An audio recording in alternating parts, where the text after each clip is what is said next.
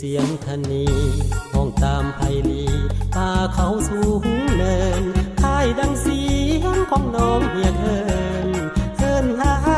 ยยามไปแนวหน้ายินเสียงธนีผู้ควรที่ใด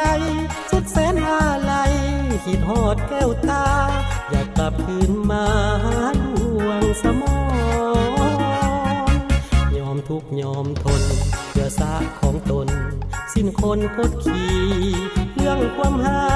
ก็หักเต็มทีแต่คราวนี้ต้องไกลกันก่อนจะหักจะห่วงพุ่มพวงเพียงใดต้องตัดสินใจจากไกลงามงอนเมื่อทราบข่าวอนจะย้อนคืนมาน้อง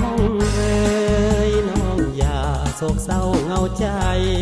ยามเมื่อศาสตร์ของเฮามีภัยให้เป็นคนสายต้องทานอาสายอมเสียสละเพื่อศาสตร์สู้จนคอขาดเพื่อศาสตร์ประสาสิบหมอล้านนาขอเพียงศาสตร์ยังตั้งอกตั้งใจคอยอายกลับมาหานางจะเสนอสายการจะตั้งสู่ขอน้องมานอนแนบข้างตั้งอกตั้งใจเอาไว้ให้ดีเมื่อสันวันดีคงได้ดังหวังน้องเอ๋ยน้องนางจงตั้งใจรอ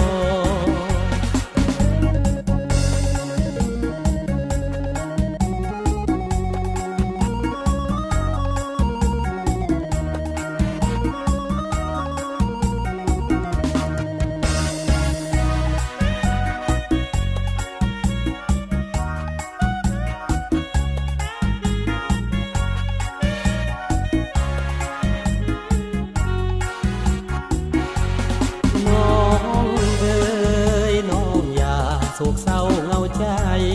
ยามเมื่อศาสตร์ของเฮามีภัยให้เป็นคนสายต้องทานอาสายอมเสียสละเพื่อศาสตร์สู้จนคอ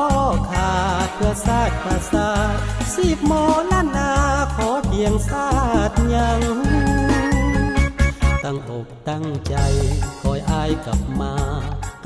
หานางจะเสนอสายการจะตั้ง